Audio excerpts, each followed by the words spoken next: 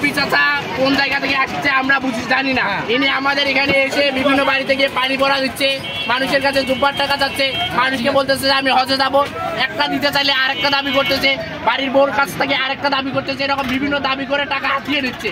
তিনি আমাদের হাতে ধরা পড়ছে এবং তিনি ভুল স্বীকার করছে। এখন তিনি ছাড়তে যে পীরের ছেলে বা পীরের মানে এখানে এই লিবাস মানে মুসলমানের লিবাস হুজুরের লিবাস ধরার অন্যতম কারণ হলো তিনি মানুষের কাছে ধান্দাবাজি করতেছে। আমরা এখন চাচার মুখে এটা নিজে শুনবো, চাচা কেন মানুষের কাছ থেকে এই কাজটা করতেছে।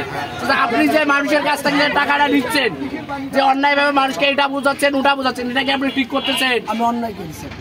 এই অন্যায়টা কি আপনি কতদিন থেকে করতেছেন? আমি অসুস্থ হওয়ার পর থেকে করতেছি। আচ্ছা, অসুস্থর জন্য কি আপনি মানুষের সাথে প্রতারণা করে টাকা নিবেন?